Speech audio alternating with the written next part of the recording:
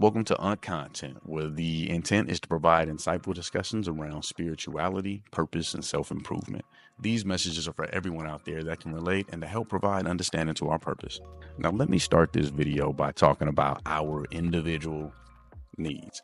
We all have many needs in this wild and crazy journey that we know as life. However, I truly believe many are in society with a broken mindset, thinking the things that they have determined as needs are actually just desires and wants, which typically range from specific items to specific actions. For example, like some folks think they need more money. Some think that they need a better car. Some even they think that they need a nice looking spouse. Others a bigger home. Many even think that they need others to validate, who they are. I truly believe most of what people think they need or what they treasure hold little value other than what that perceived value is to them. Make no mistake about it though, family. I'm not different.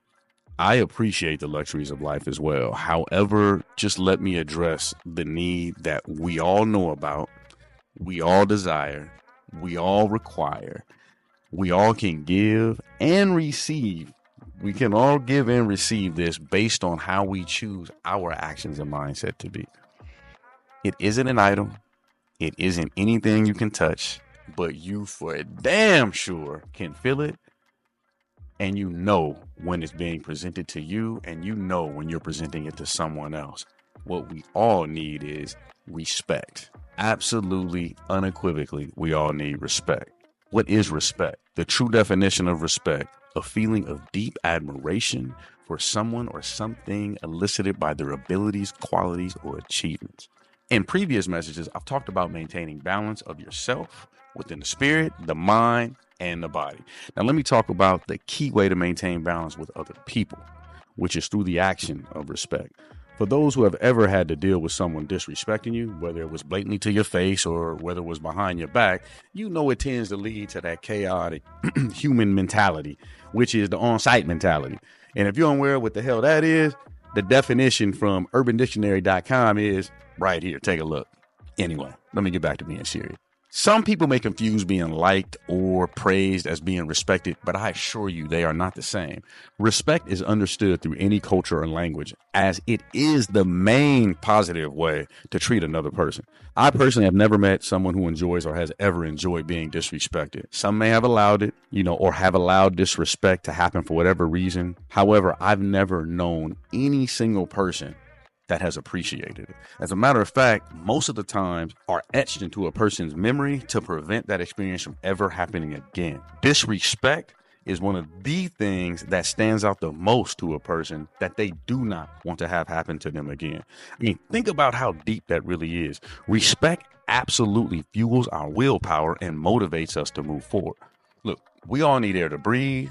We can't see it or touch it, but we all can feel it when it blows its wind. We can hear it when it howls, and we can see it at work when items are being blown away. You can see it in a storm or tornado. There's something going at work there. How similar is respect in that we can't see it or touch it, but we can certainly feel it when someone is giving it to us, and we can definitely hear it when it's being spoken through someone's words, and we can clearly see it at work through the actions of people towards each other.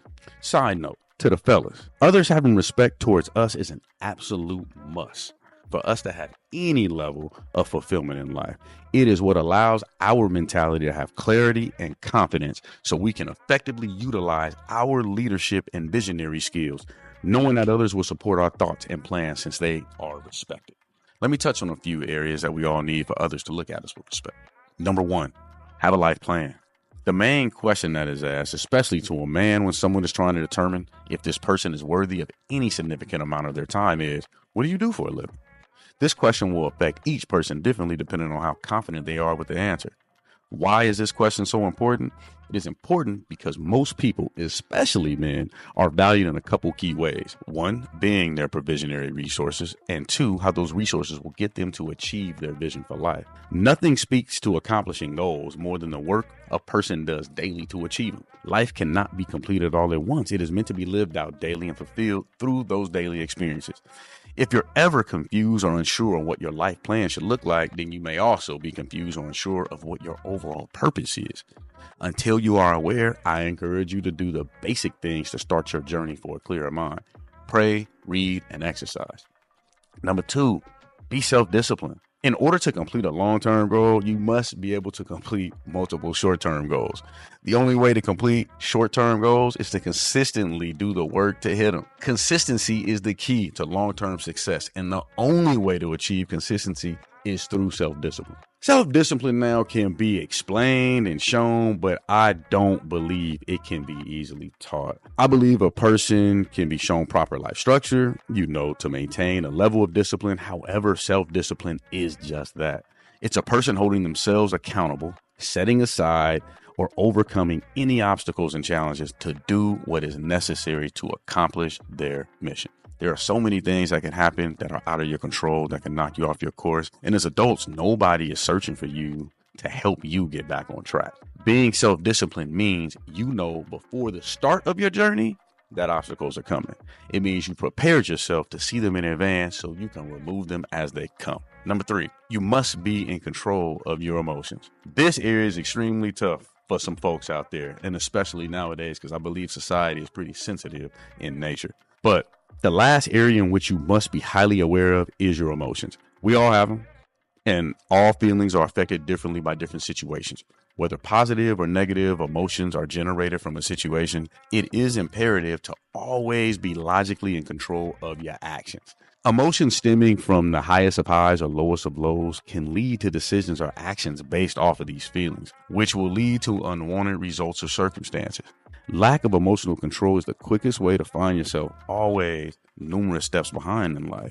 It's really hard for others to respect you if they don't want to be around you. And let's be real, nobody responds well to emotional people, and we all will avoid hanging around them, as there's always some level of drama that will occur. Look, fam, these are 3 areas that you must be proficient at to have and maintain respect from others. Those things are all free, but they are not easy, which brings me to my next point. Respect is earned and not given. You absolutely have to do the work to earn respect in order for others to pay you with it.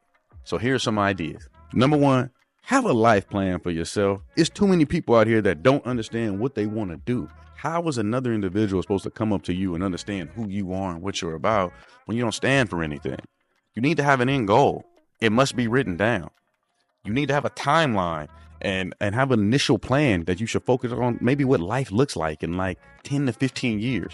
You need to build milestones into your plan, like in 5-year increments. Make sure that you're on track and that you're obtaining them to make sure that your small-term goals are hitting your long-term. You need to set yearly goals to achieve these milestones in 5 years. And then number 5, you got to trust tomorrow's results ultimately start today. Do the work and stay focused. Next, self-discipline. As I stated previously, I truly don't believe that this can be taught. I do believe that this is a result of how you value the purpose of your life. I understand that people do not change until the consequences of their behavior outweighs the benefits. Think about that for a second. I do believe most have learned to be this way in life, which is why self-discipline improves once that person realizes the consequences they experience are from a lack of them having self-discipline. I'm encouraging all of you to realize quickly that you are typically your obstacles. This was my biggest. Here's my advice for self-discipline. You must visualize the ending at the beginning. The need for the end goal is what builds the discipline through the process. Emotions. The best way to control your emotions is first to understand they don't last forever. Some emotions can come and go very quickly, and others can linger for periods of time and seem to control your overall efforts to move forward. Some of us may turn to spirituality, church, Bible, prayer, for comfort and clarity of our emotions. Some may need to put on a pair of gloves and take all their frustrations out on a punching bag or wear themselves out with a super intense workout. Each one of us just needs to understand their form of releasing emotions in order to get back to a balanced state of mind and continue progression for life. Some simple advice is just, if you're always in control of your emotions, then you will always be in control of your actions. In summary, family, the highest compliment overall that we can get from another person is the action or the fact that they are respecting you and that you're being respected by them. If you feel people don't respect you the way that you want or should be, then focus on your growth in the areas that I just, mentioned and discussed. You got to remember, respect is earned and nothing is earned without working for it. Family, as always, I appreciate you spending the time. Please stay connected. Follow and subscribe to Unc on all social media platforms for updates, behind the scenes content, and discussions. And remember that the content is only meant to awaken those who resonate and to assist with understanding of your purpose. And my motto that I was taught from my grandfather when I was a young man is, you can lead a horse to water, but you cannot force him to drink. I say this because I'm not trying to lead anyone anywhere, but I do try and give a little bit of understanding for folks on a way that can help you if you have issues in these areas. Every single thing that I talk about, I have done. As always, be blessed.